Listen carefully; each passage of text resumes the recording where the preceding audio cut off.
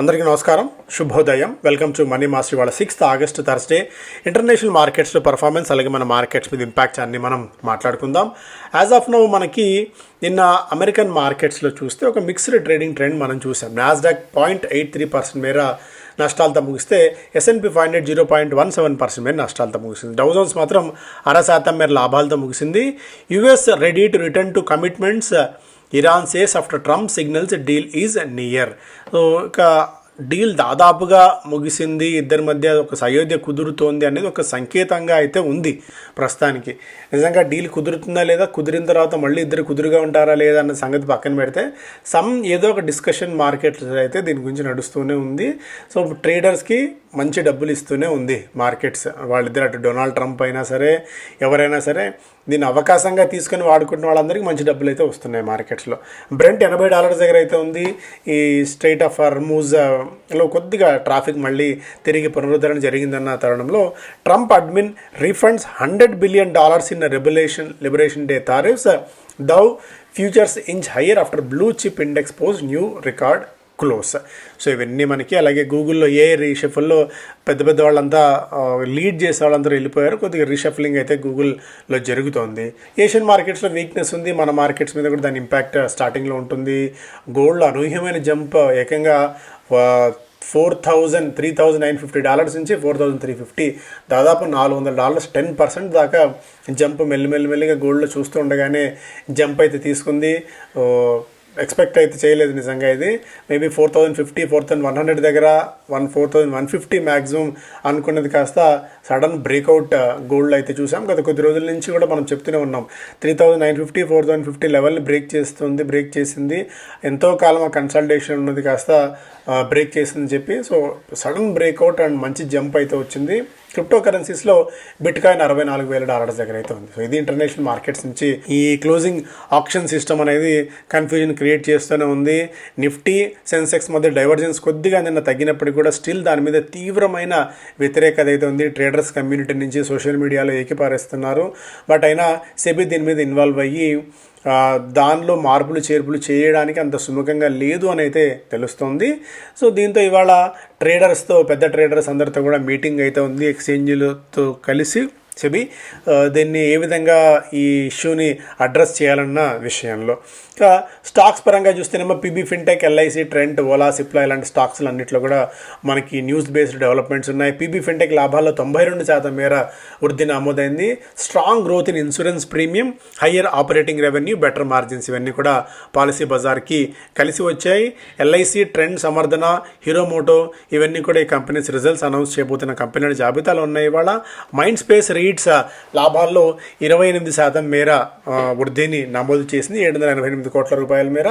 ONGC hopes to sign soon agreements with Venezuela to operate 2 oil blocks under South America nations new petroleum law. అక్కడ మన వాళ్ళు బాగా వేస్తున్నారు. Ola electric has signed memorandum of understanding with Axis energy outlining the potential deployment of 20 gigawatt battery energy storage systems by 2032. So నిన్న ఓలాలో కొద్దిగా స్టాక్లు jump కూడా చూసాం. Drug maker Cipla and plant based protein manufacturer Roquette India have announced fresh investments. $300 కోట్ల కర్ణాటకలో వీళ్ళిద్దరు కలిసి ఒక జాయింట్ వెంచర్తో ఫ్రెష్ ఇన్వెస్ట్మెంట్స్ అయితే చేయబోతున్నారు. While alternative asset manager Blackstone has expressed interest in investing in data centres, renewable energy and fibre optic infrastructure in the state. So ఇవన్నీ మనకి stocks పరంగా. మిగిలిన స్టాక్స్లో నిన్న majority of the companies results announce చేశాయి. Godrej Agrovet ప్రాఫిట్స్లో 16% మేర క్షీణత నమోదైంది. న్యూలాండ్ ల్యాబ్స్ ప్రాఫిట్స్లో 14 కోట్ల నుంచి 147 కోట్లకి ఏకంగా 10 రెట్ల జంప్. రెవెన్యూ కూడా దాదాపు రెట్టింపు అయితే అయింది. ఎబిట్ మార్జిన్స్ కూడా బాగా పెరిగాయి, 11.8 నుంచి 34.7%కి. అలాగే Newland labs and Naveen fluorine profits 117 కోట్ల రూపాయల నుంచి 243 కోట్ల రూపాయలకి పెరిగాయి. రెవెన్యూలో 44% మేర జంప్ అయితే ఉంది. ఎబిట్ మార్జిన్స్ కూడా పెరిగాయి. బయోకాన్ నెట్ ప్రాఫిట్ 141 కోట్ల రూపాయలకి చేరింది, 31 కోట్ల రూపాయల నుంచి. సో నెట్ ప్రాఫిట్లో కూడా మంచి జంప్ చూసాం. కాకపోతే రెవెన్యూలో 10% మేర మాత్రమే వృద్ధి ఉంది. Cummins profits 8% down. JK Lakshmi profits 28% down. GMM Pfaudler 11 కోట్ల రూపాయల నుంచి 23 కోట్ల రూపాయలకి లాభాల్లో వృద్ధి నమోదైంది. రెట్టింపు లాభాలు అయితే వచ్చాయి. రెవెన్యూ కూడా 17% మేర ఉంది. ఎబిటా మార్జిన్స్ మాత్రం 12.7 నుంచి 10.1% తగ్గాయి. ఎగిస్ ఓపాక్ profits 8% down. Aster DM net ప్రాఫిట్లో 82% మేర క్షీణత నమోదైంది. రెవెన్యూ 22% మేర పెరిగింది. ఎబిట్ మార్జిన్స్ కూడా 1% మేర జంప్ అయితే తీసుకున్నాయి. శ్రీ రేణుకా షుగర్స్ లాస్ 263 నుంచి 251 క్రోర్స్కి లాస్ తగ్గింది. రెవెన్యూలో 5.5% మేర మాత్రమే వృద్ధి నమోదైంది. ఇవన్నీ చాలా స్టాక్స్. డేటామాటిక్స్ ప్రాఫిట్స్లో 43% మేర jump.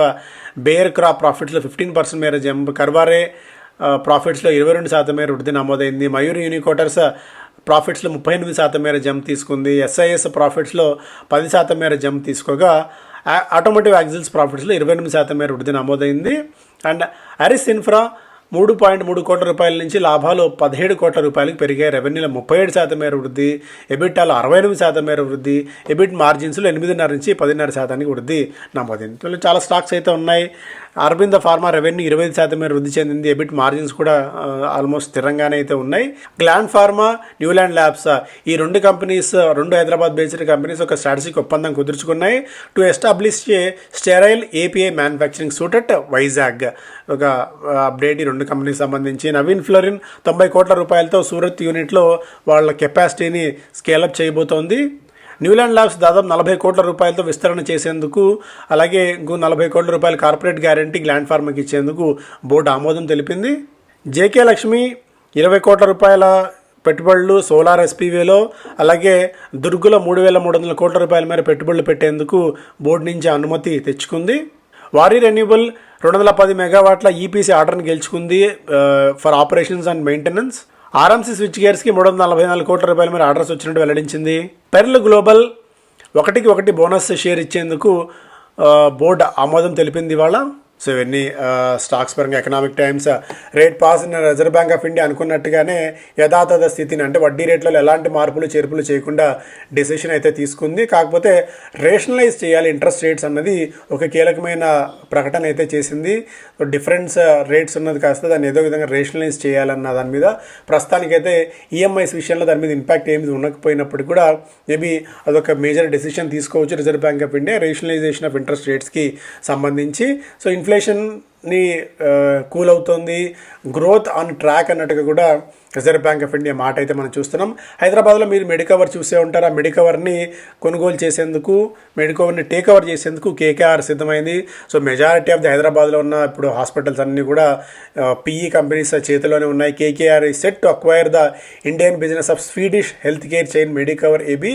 Medicover hospitals 26 hospitals run చేస్తుంది. 6,000 బెడ్స్ తెలంగాణ, ఆంధ్ర, మహారాష్ట్ర, కర్ణాటకలో.